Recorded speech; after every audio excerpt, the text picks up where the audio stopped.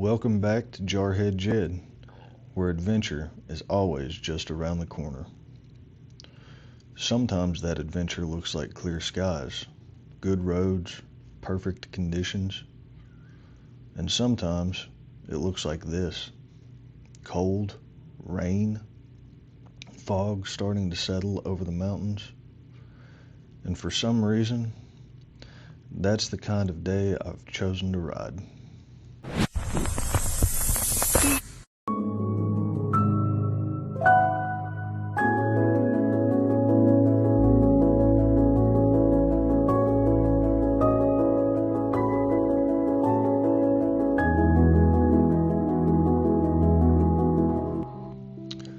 It started cold and wet. Not a surprise. I knew what I was signing up for before I ever rolled out. Rain was already coming down, steady, consistent, the kind that doesn't need to be heavy to wear you down. It just stays, soaks in slow, finds every weak point in your gear, and settles there. And I knew this ride was going to be miserable. Not maybe, not if it got worse. It already was. And I came anyway. There's a question that follows you on days like this. It doesn't hit you all at once. It just kind of sits there in the background. Why? Why ride in this? Why not wait for a better day, something dry, something easier? And if you're honest, there's not always a clean answer. But I think mine started a long time ago. I remember being out in the Sierra Nevada mountains during mountain warfare training. It wasn't wet like this.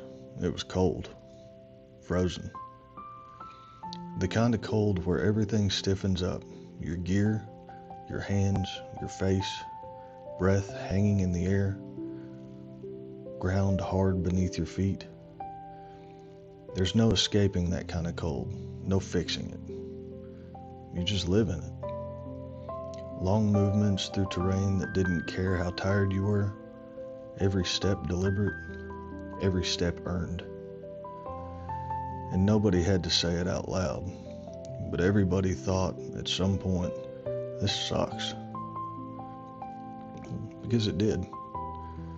There's nothing comfortable about it, nothing easy. But you stayed in it. And eventually you finished. And when it was over, there was something there. Not loud, not something you needed to explain to anybody. Just something real. You earned it. I was talking about that recently with a buddy of mine, Major Clinton Casey. I hadn't seen him since we were kids, and somehow we picked right back up like no time had passed. And we ended up talking about the same thing: discomfort, training, and why some people choose to walk into things most others avoid. He'd been through SEER school in the Army, and if you know anything about that, you know it's not about comfort. It strips things down, tests what's actually there. And somewhere in that conversation, we landed in the same place. At some point, you stop fighting it. Whether it's cold, rain, fatigue, doubt, you stop resisting it. And once you do, something changes. You're not waiting for it to be over anymore. You're just in it. And that's where embracing the suck actually makes sense. Not as a saying, but as a mindset. Because once you accept the discomfort, it stops owning you. And you start to understand something deeper. The struggle isn't in the way, it is the way. By the time I hit Greene Mountain Road, the rain had already settled into a rhythm. That steady tap on the helmet, the constant hiss of tires moving across wet gravel, the feeling of water slowly working its way in, whether you like it or not. The road turned into gravel and stayed that way. A Forest Service road.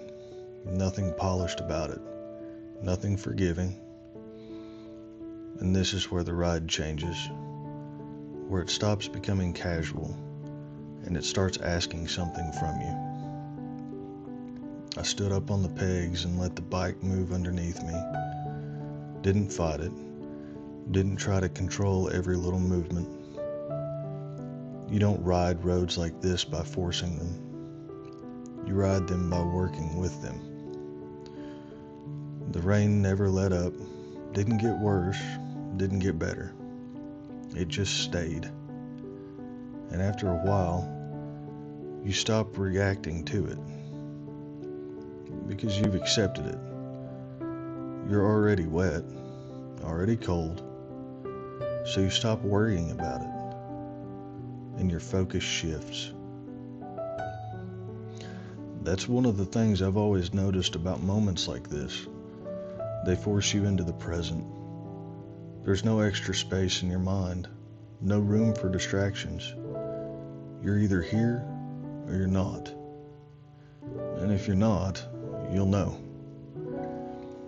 The bike moves steady underneath me, loose gravel shifting just enough to keep you honest. Mud in the low spots making you pick your line a little more carefully. Nothing dramatic, just enough to demand your attention. And somewhere in that, things started to quiet down. The noise you brought with you, stress, pressure, doubt, it doesn't disappear, but it loosens its grip. And this is where it started to connect for me. Because riding through something like this, it's not that different from life. There are seasons where everything makes sense. Clear skies, easy roads. And then there are seasons like this, where it's uncomfortable, unclear, where you don't see the outcome yet. And if you're not careful, you start to question it. Is it worth it? Is there even a point to this? Why am I going through this right now? And the truth is, in the middle of it, you usually don't have the answer. The higher I climbed, the more the fog started to settle in. At first, it just hung in the trees, light, thin, then a little thicker. Not enough to shut anything down, but enough to remind you weren't going to see very far ahead. And I think that's where a lot of people turn around. Not because they can't keep going, but because they can't see what's ahead. My boots were soaked by then. I'd forgotten that they weren't waterproof. The cold had set in. Everything was uncomfortable. And there was no fixing it. I was just in it. And that's when it hit me. Sometimes faith looks a lot like this. You keep moving, even when you can't see what's ahead, even when it's uncomfortable, even when you don't fully understand why you're in the middle of it, because you trust. There's something at the top of it. There's a verse that came to mind somewhere in that climb, not forced, just there. My brethren, count it all joy when you fall into various trials, knowing that the testing of your faith produces patience. James 1, 2, and 3. And I'll be honest, in the middle of it, it doesn't feel like joy. It feels like this. Cold, wet, uncomfortable, but it's doing something, even when you can't see it yet. There's something honest about a day like this. No shortcuts, no perfect conditions, just you, the bike, and the decision you made before you ever started. And somewhere along that road, it clicked. This isn't about the weather. It's about choosing something hard and trusting that it's leading somewhere. even if you can't see it yet. And I kept climbing. Greene Mountain wasn't the destination. It was just the start of the climb. Up ahead, Viking Mountain. Higher elevation, thicker fog, a lot less visibility. If this part of the ride set the tone, the next part is where it really gets tested. If you're riding along with me, go ahead and hit that like button, subscribe to the channel, and I'll see you in part 2, because we're not at the top yet.